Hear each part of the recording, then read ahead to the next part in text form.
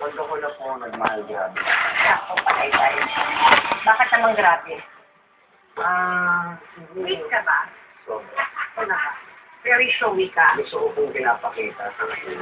Importante ko. Very vocal ka na ang mga crush mo ay si Christine Reyes. Gusto mo rin daw type mo rin daw si Mariel. True? Dati po, hindi pa po Ay, sila hindi rin. nakikita, no? Oh my gosh, Padilla nga kayo. Pareho kayo ng mga type. Alam mo lang yung tito mo yon na type mo, na crush mo si Mariel dati. Ayoko na po sabihin. Ay, sana hindi siya nanonood ngayon. Kailan gusto mo ng older women? Or nakakataon lang? Hindi naman po. Age ko po kasi, dahil hindi po masyado. Okay. Tapos, yan ang pinagkita ko. Eh, pareho mo puti yun ah. Nagbago ng type mo? Dati, nung bata Ang ka. tumabing si Catherine, nagbago yung sex. Hindi, joke lang.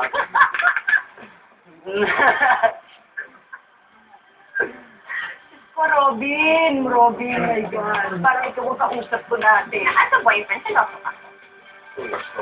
Sobra. Kahit din yata ng Padilla yan eh. Sobra, Bakit? sobra. Bakit ka seloso? Paano ka nagsiselos? Ayaw mong may kausap na ibang lalaki? Kung pwede,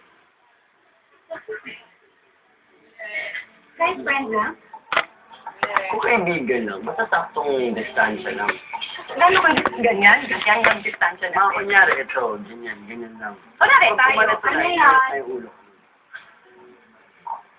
Talaga. Mm. Seloso ka. Nagsiselos ka kay Katin. I mean, pag may ibang... Pinipilit ko po huwag magselos kasi wala naman po. So, pag nagsiselos ka, anong nararamdaman mo? Lulungkot po. Alam mo, kaya ka-type ng mami niya eh. Hindi ko po alam kung type pa ang kita min. Ano po kasi talaga akong bando.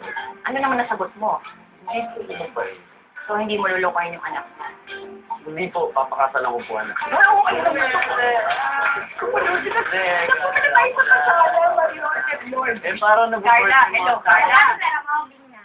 Parang, hindi talaga nakaplano ang growing up. Aksidente, dahil yun ay dapat kay Aldi, tapos napunta sa'yo. Opo. And since then, up to now, magkasama na kayo sa show, yung Princess and I. Pinangkilik ng mga tao, yung tambalan ninyo. Destiny. Siguro ito lang po yung gusto ng Diyos para sa akin. Siguro para sa akin.